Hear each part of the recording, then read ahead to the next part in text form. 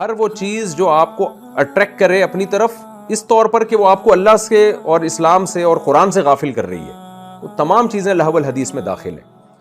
اب اسی آیت سے علماء نے موسیقی کے ناجائز ہونے پر بھی استدلال کیا ہے، کیونکہ موسیقی بھی جو لوگ گانے بجانوں میں لگتے ہیں ان کو پھر قرآن سے دلچسپی تھوڑی ہوتی ہے، وہ تو ہر وقت ہیڈ فون لگا کے ہینڈ فری لگا کے ناچتے رہتے ہیں، گانے سنتے رہتے ہیں۔ یا بعض لوگوں نے یہ کہا ہے کہ بھئی یہ اگر اس سے ہم گانے بجانے کو حرام قرار دیں تو یہاں تو وہ گانا بجانا مراد ہوگا لیضل عن سبیل اللہ، جو اللہ کی یاد سے غافل کرے، تو وہ موسیقی اور وہ گانے بجانے جو ہمیں اللہ کی یاد سے غافل نہیں کر رہے تو وہ تو جائز ہونے چاہیے۔ تو خوب سمجھ لیں، گانے بجانے یا موسیقی جو ہے نا اس کا ناجائز ہونا صرف اس آیت سے ثابت نہیں ہے، اس پہ دوسرے دلائل بھی ہیں۔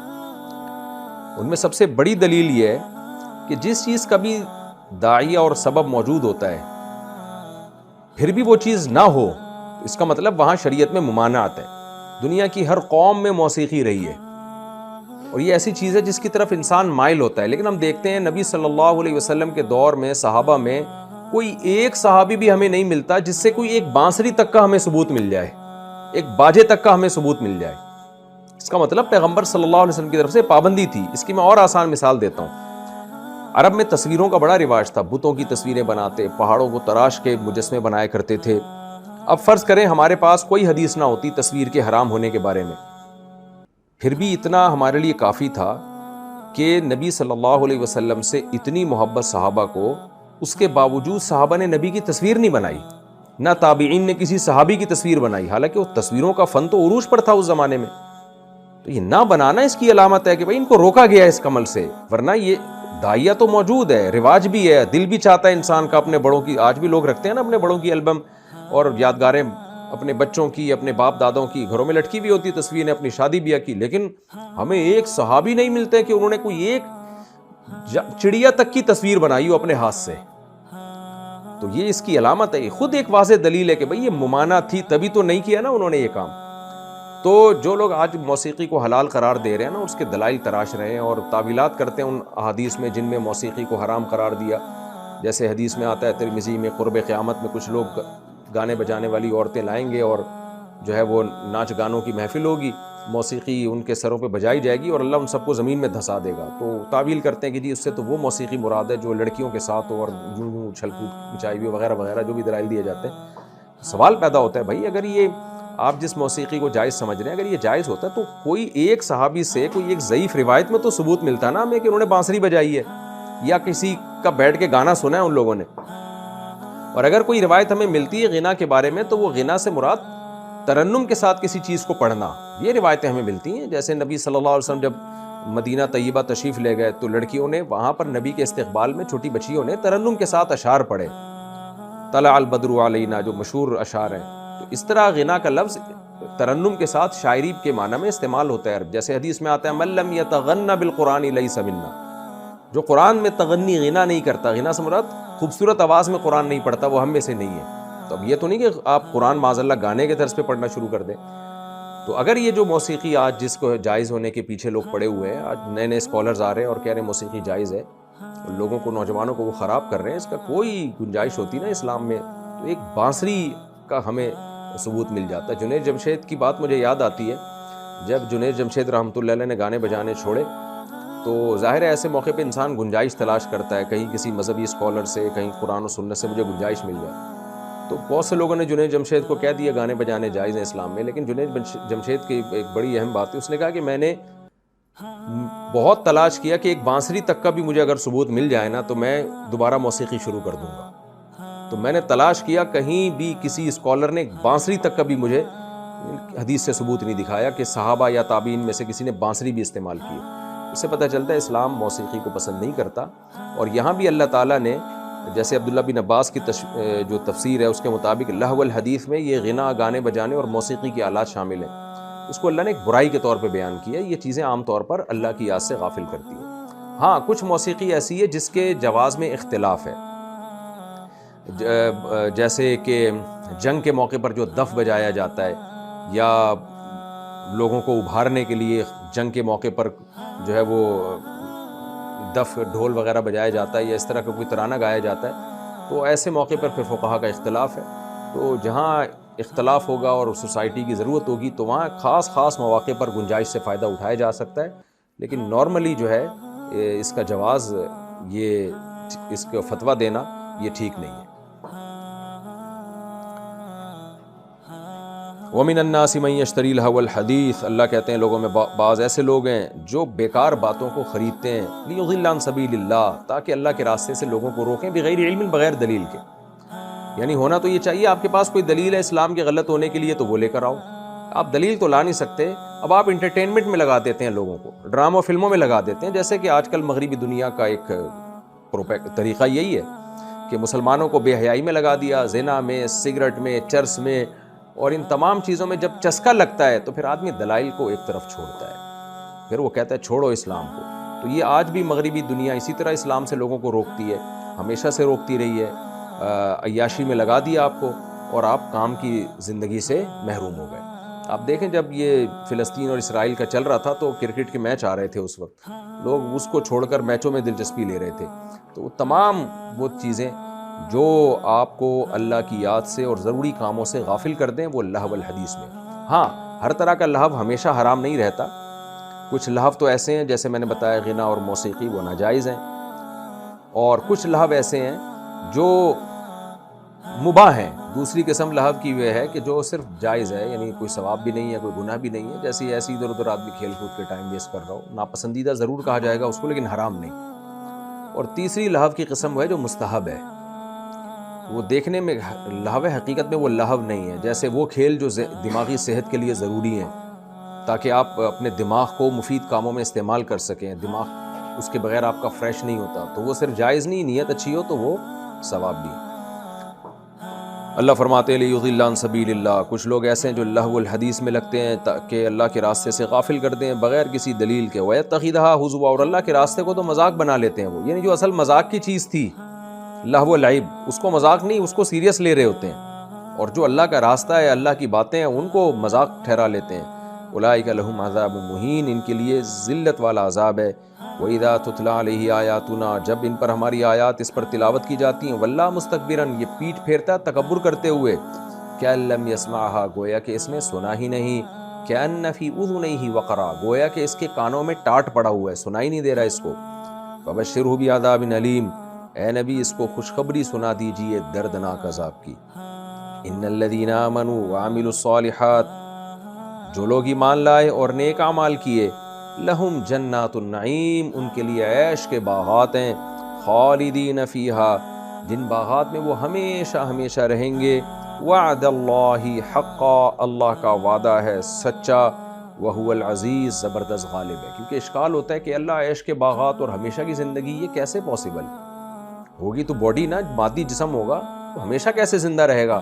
اللہ نے بتایا بھائی اللہ زبردست غالب ہے، جو چاہے کر لیتا ہے، اور حکیم حکمت والا بھی ہے۔ اس کی حکمت کا تقاضا یہ ہے کہ نافرمانوں کو عذاب دے اور جو اس کی مان کے چلتے ہیں ان کو ثواب دے۔ یہ حکمت کی بات ہی نہیں ہے کہ تم اللہ کی مانو یا نہ مانو، دونوں کو مٹی کر کے ختم کر دے، یہ تو اللہ کی پھر حکمت تو نہ ہوئی نا یہ، یعنی یہ تو دنیا میں بھی کوئی گورنمنٹ ایسی نہیں ہے کہ جو قانون کو فالو کرے اور جو فالو نہ کرے دونوں کے ساتھ سیم سلوک کرے، تو دنیا میں نہیں ہوتا۔ تو اللہ جو حکمت والی ذات ہے وہ یہ کیسے کر سکتا ہے؟ خلق السماوات، اللہ فرماتے ہیں وہ زبردست غالب ہے، وہ جنت بھی بنا سکتا ہے، تمہیں ہمیشہ کی زندگی بھی دے سکتا ہے، اور اس کے دلائل دنیا میں بھی ہیں۔ دیکھو کتنا طاقتور ہے، خلق السماوات، آسمانوں کو بنا دیا اس نے، بغیر عمد، بغیر کسی ستون کے، ترونہا، جو تم دیکھ رہے ہو، یعنی آسمانوں کو اس نے 7 مضبوط آسمان بنائے اور کسی ایسے ستون کے بغیر جو تم دیکھ رہے ہو۔ اس آیت کی تفسیر میں 3 قول کیے گئے ہیں، ایک تو یہ کہ ترونہا میں ہا ضمیر کے سے مراد ہے آسمان، کہ اس نے آسمانوں کو بنایا ایسے ستونوں کے بغیر کہ تم ان آسمانوں کو دیکھ بھی رہے ہو، اپنی آنکھوں سے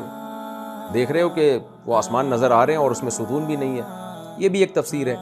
لیکن ترونہا کی جو ہا ضمیر ہے عمد، یعنی عمد کی طرف لوٹانا، یہ زیادہ بہتر اس لیے کہ ضمیر کا مرجع قریب ہوتا ہے، دور کے کا کوئی قرینہ ہوتا ہے، تو اس لیے عبداللہ بن عباس سے جو اس کی تفسیر منقول ہے وہ یہ ہے کہ ترونہا کی جو ہا ضمیر ہے نا وہ عمد کی طرف لوٹ رہی ہے، جو عمود کی جمع ہے، عمود کہتے ہیں ستون کو، عمد ستونوں، بہت سارے ستون، تو جمع چونکہ مؤنث ہوتی ہے نا، تو اس لیے ہاں ضمیر اس کی طرف لوٹائی ہوگی.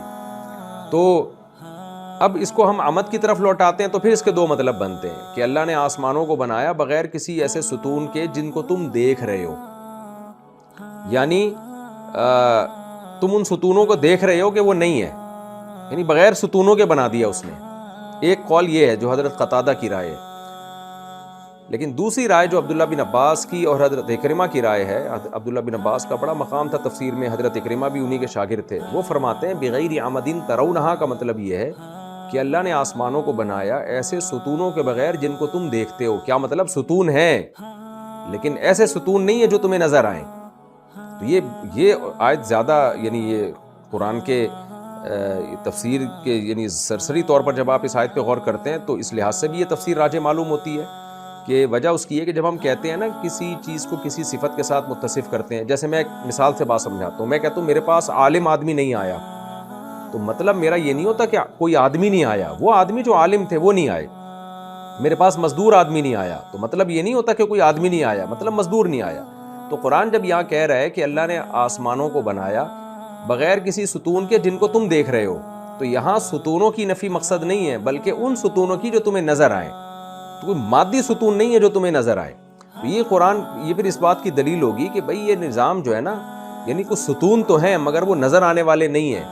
تو وہ ستون کیا ہیں؟ ستون کہتے ہیں پلر کو جو بیلنس قائم کرنے کے لیے ہوتا ہے. تو اس آسمان اور زمین اور پوری کائنات کا جو بیلنس, جس کو کشش کہا جاتا ہے اور عربی میں قوت جاذبیہ کہا جاتا ہے, کہ یہ پوری جو کائنات ہے نا اس کا مدار ہے کشش پر. خاص قسم کی اللہ نے چیزوں کو کشش کے ساتھ مربوط کی, جیسے زمین سورج کے ساتھ کنیکٹ ہے اس کشش کی وجہ سے. اب وہ کشش اتنی مناسب ہے کہ نہ اتنی زیادہ ہے کہ زمین اس سے ٹکرا جائے, نہ اتنی دور ہے کہ زمین اس سے دور ہو جائے.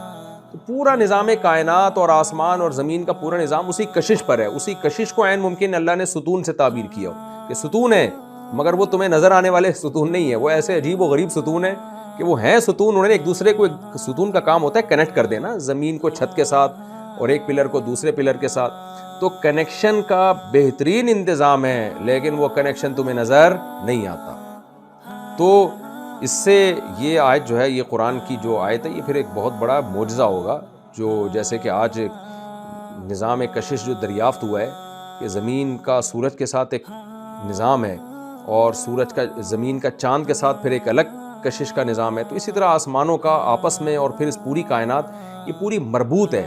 ایسا نہیں ہے کہ اس کائنات کا آپس میں لنک نہیں ہے. تو ایک کشش کا ایک ایسا نظام ہے جس نے اس پوری کائنات کو آپس میں جکڑا ہوا ہے, اور نہ اس سے آسمان زمین پہ گرتا ہے اور نہ وہ کائنات جو ہے پھٹ کے تباہ ہو کے درہم بھرہم ہو جاتی ہے. تو یعنی ایک نظر نہ آنے والی رسیوں سے اللہ نے باندھا ہوا ہے اس کائنات. تو اللہ فرماتے ہیں اللہ وہ ذات ہے جس نے آسمانوں کو ایسے ستونوں کے بغیر پیدا کیا جو تمہیں نظر آئیں, وَأَلْقَىٰ فِي الْأَرْضِ رَوَاسِيَ, اور زمین کا بیلنس قائم کرنے کے لیے بڑے بڑے پہاڑ بنا دیے, أَن تَمِيدَ بِكُمْ, کہ کہیں زمین تمہیں لے کے تھر تھرانے نہ لگے, ڈاما ڈول نہ ہو جائے. وَبَثَّ فِيهَا مِن كُلِّ دَابَّةٍ, اور ہر طرح کے جانور اس میں پھیلا دی. ہر طرح کا مطلب یہ ہے کہ انسان جب تحقیق کے لیے جاتا ہے نا, جانوروں میں غور کرتا ہے, تو کوئی ایسی قسم نہیں ہے جو انسان جسے دیکھ نہ پائے یا تحقیق نہ کر سکے.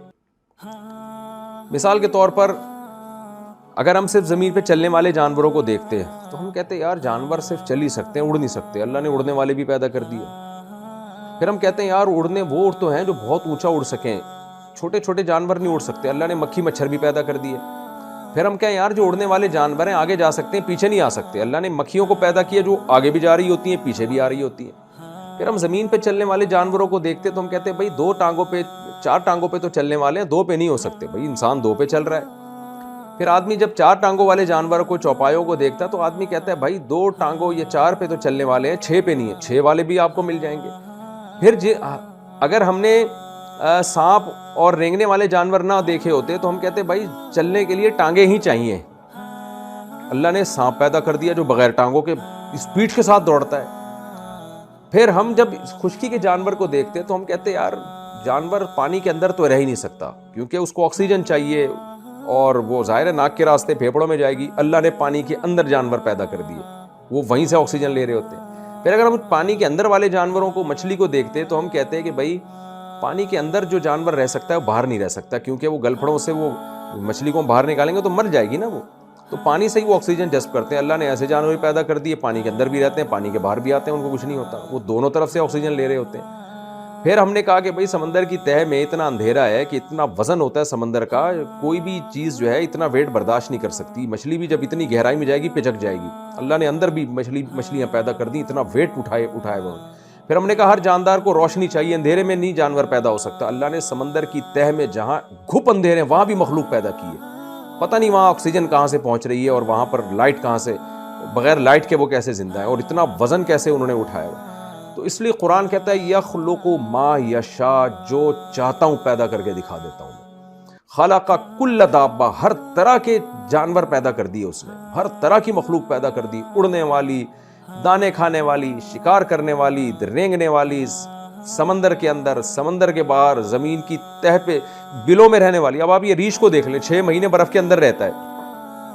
خوراک تو انسان کو روز چاہیے. اللہ نے کہا نہیں, میں ایسی مخلوق پیدا کروں گا 6 مہینے کچھ نہیں چاہیے اس کو.